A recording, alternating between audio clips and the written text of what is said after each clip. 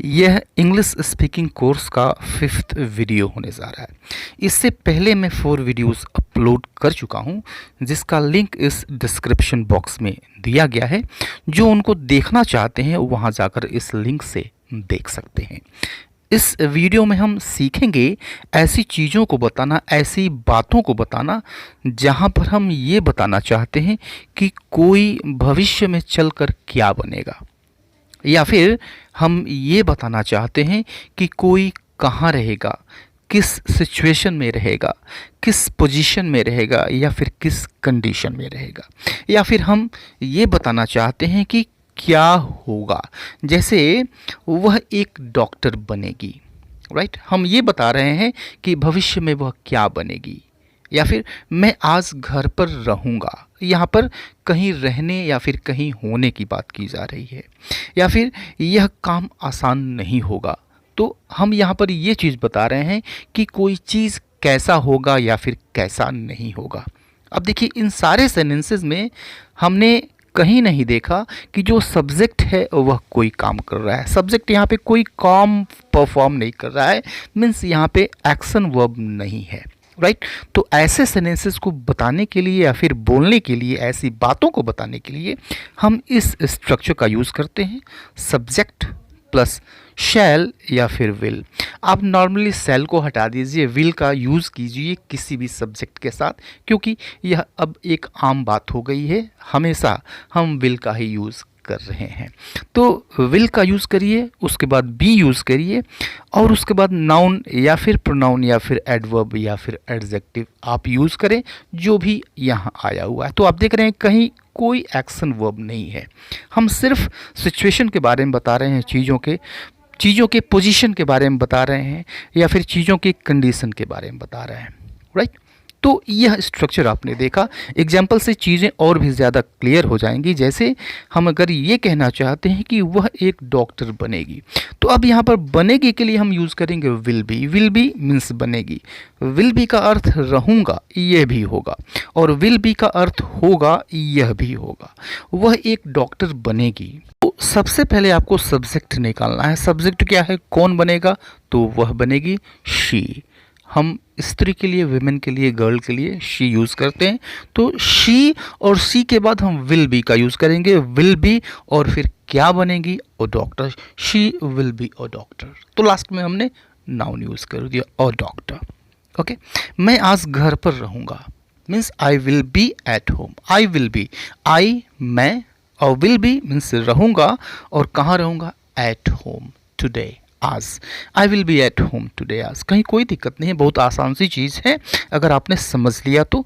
Next sentence देखते हैं। यह काम आसान होगा, ओके। यह काम आसान होगा means this work will be easy. तो आपने देखा, सबसे पहले हमने सब्जेक्ट यूज़ किया है। जो क्रम है, जो ऑर्डर है, वह सेम है पहले की तरह से। जो पहले के 2 सेंटेंसेस हमने देखा, ठीक उसी तरह से। तो this work will be easy, यह काम आसान होगा। इसी तरह से आप और भी सेंटेंसेस फ्रेम कर सकते हैं। आप जितने भी सेंटेंसेस इस स्ट्रक्चर पे फ्रेम कर सकते हैं, फ्रेम करें, कमेंट बॉक्स में कमेंट करें। मैं उन सबको 1 बाय 1 चेक करूँगा। यह सेंटेंस भी देखिए, वह सफल होगा। वह सफल होगा means he will be successful. He will be successful. अब देखिए, सफल की इंग्लिश होती है सक्सेसफुल। विल बी सक्सेसफुल, सफल होगा, राइट। तो सेंटेंसेस नेगेटिव भी हो सकते हैं। अब देखिए, इसमें नेगेटिव जो बनते हैं वो 2 तरह से बनते हैं। एक तो कभी नहीं से बनते हैं, और दूसरा केवल नॉट आ जाता है, राइट। तो कभी नहीं की इंग्लिश होती है नेवर, और नहीं की इंग्लिश होती है नॉट, ओके। तो नेवर या फिर नॉट को हमें रखना है विल और बी के बीच में, सिर्फ इतना करना है, ओके। मीन्स मैं कल स्कूल में नहीं रहूँगा। I will not be at school tomorrow. I will not be at school tomorrow. तो विल नॉट को हम शॉर्ट में कॉन्ट्रैक्टेड फॉर्म में वॉन्ट भी लिखते हैं। Means I won't be at school tomorrow, ऐसे भी लिख सकते हैं, राइट। स्पोकन में यह कॉन्ट्रैक्टेड फॉर्म ही चलता है। तो वांट यूज़ करें, आप वांट यूज़ करने की आदत डालें, ज़्यादा अच्छा रहेगा। एक और सेंटेंस देखते हैं। यह काम आसान नहीं होगा, राइट। नहीं होगा मीन्स नॉट को यूज़ करना है, विल के बाद यूज़ करेंगे। This work want be easy.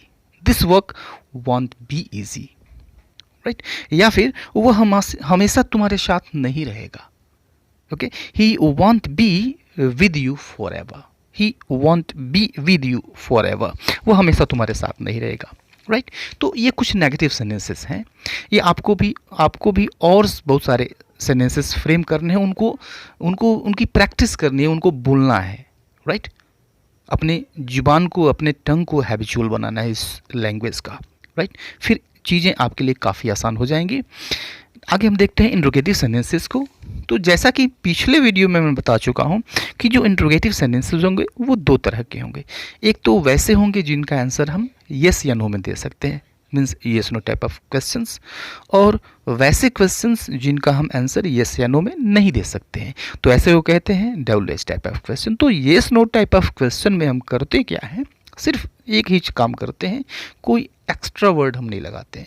हमें यही करना है कि सब्जेक्ट और विल की जगह को एक्सचेंज कर देना है, यानी पहले विल यूज़ कर देना है, फिर उसके बाद से सब्जेक्ट यूज़ कर देना है। से सारी चीज़ें वही की वही रहती हैं, उन सब का जो ऑर्डर है, उन सब का जो क्रम है वह सेम रहता है, वही रहता है। जैसे क्या वह खुश होगा, क्या वह खुश होगा means will he be happy. क्या यह सस्ता होगा, will it be cheap, will it be cheap. या फिर क्या वह सफल होगा, will he be successful, will he be successful. या फिर क्या यह आसान होगा, will it be easy, will it be easy. राइट, तो सिर्फ आपको ये करना है, सब्जेक्ट और विल की जगह को एक्सचेंज कर देना है yes no type of question के। Right, double S type of question में क्या होता है, स्ट्रक्चर जो है यही है, सेम रहता है।